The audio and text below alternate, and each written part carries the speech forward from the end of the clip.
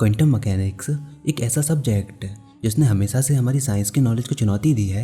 इसके रिजल्ट और कॉन्सिक्वेंसेस इतने वियर्ड होते हैं कि कई बार ये हमको इस दुनिया के बियॉन्ड सोचने के लिए मजबूर करते हैं। आप लोगों ने ऑलरेडी क्वांटम मैकेनिक्स के बारे में कई सारी बातों को सुना होगा और जाना होगा कि वाकई में इसमें जो हमको रिजल्ट मिलते हैं वो हमारी क्लासिकल मैकेनिक्स से टोटली डिफरेंट होते हैं। अगर आप नहीं जानते कि क्वांटम मैकेनिक्स क्या है तो मैं आपको बता दूं कि नॉर्मली जो भी हम फिजिक्स में पढ़ते हैं, जो हमारे आसपास चीज़ें हो रही होती हैं, उनको हम क्लासिकल फिजिक्स में पढ़ते हैं।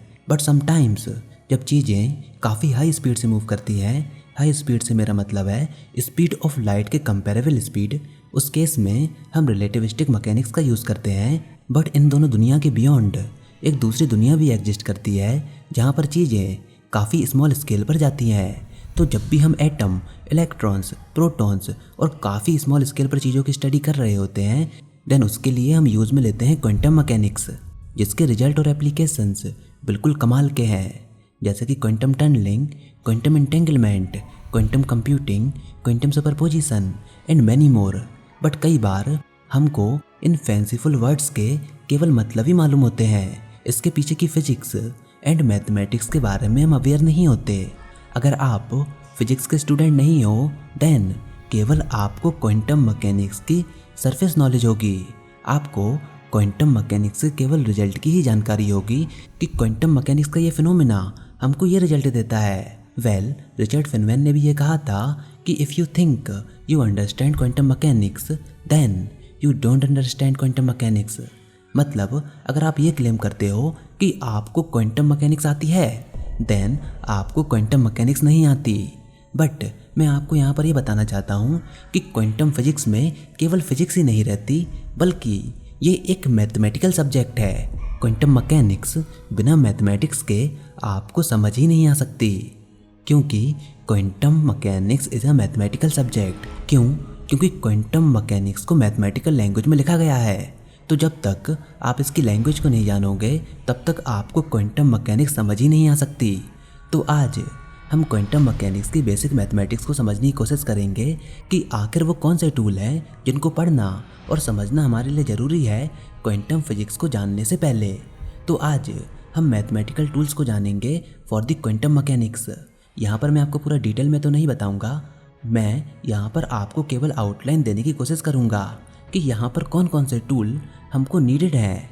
इसके लिए आपको बेसिक अलजेब्रा की नॉलेज होनी चाहिए, पर फिर भी मैं आपको समझाने की पूरी कोशिश करूँगा। सबसे पहला मैथमेटिकल टूल है vector space and bracket notation. देखिए, फिजिक्स में वेक्टर काफ़ी स्पेशल टूल है। ये हमको किसी भी फिजिकल क्वांटिटी की direction as well as magnitude का इंडिकेशन देते हैं, और डायरेक्शन को स्पेसिफाई करना फिजिक्स का फंडामेंटल रूल है। और क्वांटम मैकेनिक्स में वेक्टर डिस्क्रीट स्टेट को डिस्क्राइब करने के यूज़ में आते हैं। चलिए अभी हम 3 डायमेंशन में ऑर्डिनरी वेक्टर को देखते हैं, और ये वेक्टर है वेक्टर ए। आप इसको कंपोनेंट फॉर्म में लिख सकते हो A x x cap plus A y y cap plus A z z cap. यहाँ पर x cap y cap z cap unit vector हैं जो कि x y and z direction को रिप्रेजेंट करते हैं। अब अगर आपसे मैं ये पूछता हूँ कि इस वेक्टर की लेंथ कितनी होगी, तो फिजिक्स के टर्म में हम इसको बोलते हैं कि उस वेक्टर का मैग्नीट्यूड कितना है। और मैग्नीट्यूड को रिप्रेजेंट करने के लिए हम यूज़ करते हैं डॉट प्रोडक्ट। तो जब वो वेक्टर अपने आप से मल्टीप्लाई हो देन वो हमको मैग्नीट्यूड देता है। जैसा कि आप अपनी स्क्रीन पर देख सकते हो, A x x cap plus A y y cap plus A z z cap into A x x cap plus A y y cap plus A z z cap. तो जब एक्स कैप का multiply x cap के साथ होता है then हमको 1 मिलता है, लेकिन अगर एक्स कैप का मल्टीप्लाई वाई कैप के साथ होता है, आई मीन डॉट प्रोडक्ट होता है, तो उस केस में हमको 0 मिलता है। तो इस केस में हमको फाइनल रिजल्ट क्या मिलेगा, ए x square plus A Y square plus A Z square. और देखा जाए तो अगर आप इसमें वैल्यूज़ को पुट करते हो तो ये हमको एक न्यूमेरिकल वैल्यू मिलेगी, और न्यूमेरिकल वैल्यू को हम क्या बोलते हैं, स्केलर वैल्यू। तो डॉट प्रोडक्ट हमको क्या देता है, स्केलर वैल्यू यानी कि न्यूमेरिकल वैल्यू। सिमिलरली जब आप डॉट प्रोडक्ट करते हो अलग अलग वेक्टर का, तो वो उसके इंडिविजुअल मैग्नीट्यूड और उनके बीच में कितना एंगल है इस बात पर डिपेंड करता है। जैसा कि आप अपनी स्क्रीन पर देख सकते हो, A dot B equal to A B cos theta, और कॉस थीटा 0 कब होता है, जब vector A and vector B एक दूसरे के परपेंडिकुलर हो, यानी कि उनके बीच में 90 डिग्री का एंगल हो। तो ये थी एक बेसिक वेक्टर एनालिसिस। अब क्वांटम मैकेनिक्स में जो वेक्टर हैं हम उनको कॉलम्स के फॉर्म में लिखते हैं। जैसा कि आप अपनी स्क्रीन पर देख सकते हो, 1 cap equal to 100, 2 cap equal to 010 और सिमिलरली 3 कैप इक्वल टू 001। दरअसल इस तरीके का रिप्रेजेंटेशन हमको कैलकुलेशन में इजीनेस प्रोवाइड कराता है। तो क्वांटम मैकेनिक्स के केस में हम वेक्टर को मैट्रिक्स अलजेब्रा से रिप्रेजेंट करते हैं। अब यहाँ देखिए, अगर हमको डॉट प्रोडक्ट या फिर इनर प्रोडक्ट करना हो दो वेक्टर्स का, तो हम इसको कैसे करेंगे? आप अपनी स्क्रीन पर देख सकते हो, A dot B equal to row matrix A1 A2 A3 and column matrix B1 B2 B3 और सॉल्व करेंगे तो क्या आएगा? A1 B1 plus A2 B2 plus A3 B3। अब इन सब बातों को ध्यान में रखते हुए हम ब्रैकेट नोटेशन इंट्रोड्यूस कर सकते हैं। दरअसल ब्रैकेट नोटेशन पॉल ड्राक ने हमको दिया था और जनरली मॉडर्न क्वांटम मैकेनिक्स में हम इसी ड्राक नोटेशन को यूज़ में लेते हैं। इससे पहले हम श्रोडिंगर नोटेशन को यूज़ में लेते थे, पर उससे कैलकुलेशन जनरली काफ़ी कॉम्प्लेक्स होती थी। तो ड्राक नोटेशन में कैट कॉलम वेक्टर को रिप्रेजेंट करता है, इसका सिंबल कुछ ऐसा दिखता है, एंड ब्रा ये रो वेक्टर को रिप्रेजेंट करता है। तो जनरली अगर आप क्वांटम मैकेनिक्स के लिटरेचर्स को पढ़ो देन आपको जगह जगह पर ब्रा एंड कैट के बीच में ऑपरेशंस मिलेंगे। जैसे कि अपनी स्क्रीन पर देखिए, इसमें क्या हो रहा है, इसमें एक कैट ब्रा वेक्टर से मल्टीप्लाई हो रहा है और मल्टीप्लाई होने के बाद हमको एक मैट्रिक्स देखने को मिल रही है। अब इस टाइप के मल्टीप्लिकेशन को हम बोलते हैं आउटर प्रोडक्ट, या फिर इसका दूसरा नेम क्या है? Tensor product. तो पहले हमने इनर प्रोडक्ट को देखा था जो कि हमको स्केलर वैल्यू देता था, बट आउटर प्रोडक्ट में हमको मैट्रिक्स देखने को मिलती है। इसी प्रकार आप अलग अलग तरीके से बेसिस वेक्टर को कंबाइन करके अपने इंटरेस्ट की मैट्रिक्स को बना सकते हो। फॉर एग्जाम्पल आइडेंटिटी मैट्रिक्स, इसमें देखिए सेम वेक्टर के आउटर प्रोडक्ट का एडिशन हो रहा है, देन हमको उसी ऑर्डर की आइडेंटिटी मैट्रिक्स देखने को मिल रही है। इसको हम जनरल फॉर्म में मैथमेटिकली ऐसे रिप्रेजेंट कर सकते हैं। अब यहाँ पर मैं आपको एक और बात बताना चाहता हूँ कि अगर आपके पास कुछ कैट वेक्टर है, देन अगर मैं ब्रा वेक्टर बोलता हूँ तो ये जो ब्रा वेक्टर है वो कैट ए का कॉम्प्लेक्स कॉन्जुगेट होगा। और कॉम्प्लेक्स कॉन्जुगेट का मतलब क्या होता है? अगर कहीं पे इमेजिनरी नंबर आयोटा लिखा हुआ है तो उसके कॉम्प्लेक्स कॉन्जुगेट में आई की जगह पर आपको -i पुट करना होगा। जैसे कि z इक्वल टू 1 प्लस आई, तो इसका कॉम्प्लेक्स कॉन्जुगेट होगा z इक्वल टू 1 - i। तो कॉम्प्लेक्स कॉन्जुगेट को हम स्टार से रिप्रेजेंट करते हैं।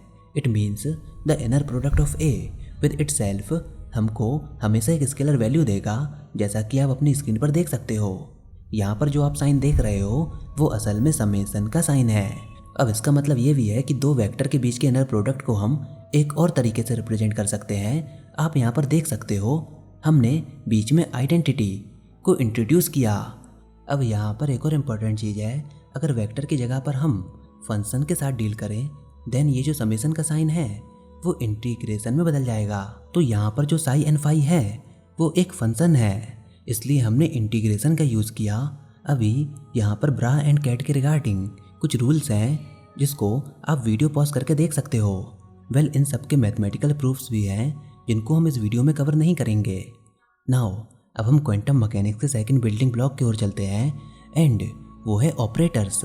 दरअसल मैथमेटिक्स में ऑपरेटर क्या होते हैं? ऑपरेटर्स किसी फंक्शन f(x) पर एक्ट होता है एंड बदले में हमको कोई दूसरा फंक्शन g(x) देता है।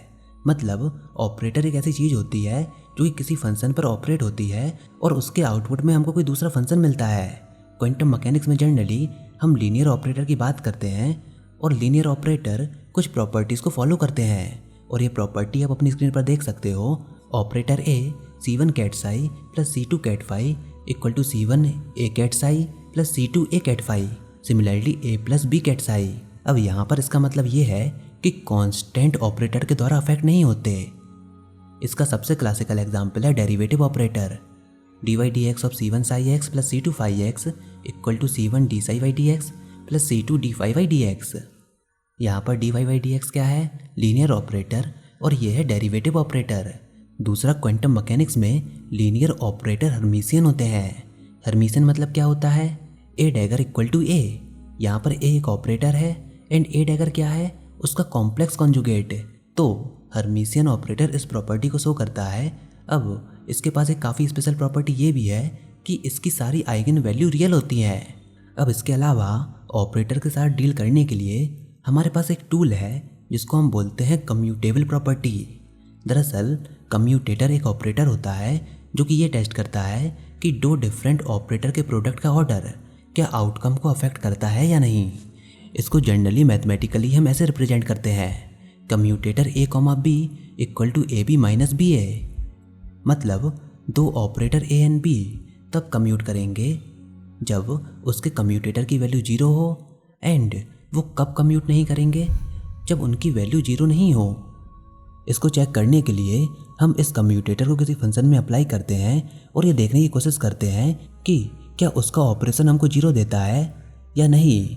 अगर 0 देता है तो मतलब वो कम्यूट करते हैं, और अगर 0 नहीं देता देन वो कम्यूट नहीं करता। अब इसके साथ ही साथ कम्यूटेटर की और भी प्रॉपर्टी होती हैं जिनको आप अपनी स्क्रीन पर देख सकते हो। जनरली जब हम डिस्क्रीट सिस्टम के बारे में बात करते हैं तो डिस्क्रीट सिस्टम जैसे कि वेक्टर, तो उनके जो ऑपरेटर होते हैं वो जनरली मैट्रिक्स होते हैं। बट कंटिन्यूअस सिस्टम जैसे कि फंक्शन, उस केस में जो ऑपरेटर होते हैं वो फंक्शनल होते हैं, मतलब डेरिवेटिव, इंटीग्रल या फिर कोई दूसरा फंक्शन। और क्वांटम मैकेनिक्स में ऑपरेटर जनरली रियल वर्ल्ड के ऑब्जर्वेबल्स के साथ जुड़े होते हैं। फॉर एग्जाम्पल हमारे पास एक ऑपरेटर होता है हैमिल्टोनियन ऑपरेटर, जिसको हम ऐसे डिनोट करते हैं। ये सिस्टम की एनर्जी के साथ जुड़ा हुआ होता है, और एनर्जी ऐसी चीज़ है जो कि रियल वर्ल्ड से जुड़ी होती है हर एक सिस्टम के साथ। अब अगर हम कोई ऑपरेटर लेते हैं जो कि किसी फंक्शन पर एक्ट हो रहा है, देन हम उसमें ब्रा को अप्लाई करते हैं, जैसा कि आप अपनी स्क्रीन पर देख सकते हो। देन हमको एक्सपेक्टेशन वैल्यू मिलती है उस ऑपरेटर की, और बेसिकली ये आपको क्या बताती है कि सारी पॉसिबल वैल्यू में से वो कौन सी वैल्यू ले सकता है। In case of Hamiltonian operator expectation value क्या होगी, average energy of the system. अब यहाँ पर क्वांटम मैकेनिक्स से जुड़ी हुई और भी कई सारी मैथमेटिक्स है, बट एटलीस्ट अब आपको एक गुड आइडिया लग गया होगा कि आपको कहाँ से स्टार्ट करना है। वेल, क्वांटम मैकेनिक्स को पढ़ने से पहले आपको अलजेब्रा की अच्छी नॉलेज होनी चाहिए। देन इसके बाद आप एक अच्छी रेफरेंस बुक को कंसीडर कर सकते हो। फिलहाल आई होप आपको आज की वीडियो ज़रूर पसंद आई होगी। अगर ऐसा है तो इस वीडियो को लाइक कीजिए, अपने दोस्तों के साथ शेयर कीजिए, और अगर आपने हमारा चैनल अभी तक सब्सक्राइब नहीं किया तो इसको सब्सक्राइब कर लीजिए ताकि आगे आने वाली कोई वीडियोस और अपडेट्स आपसे मिस ना हो पाएँ।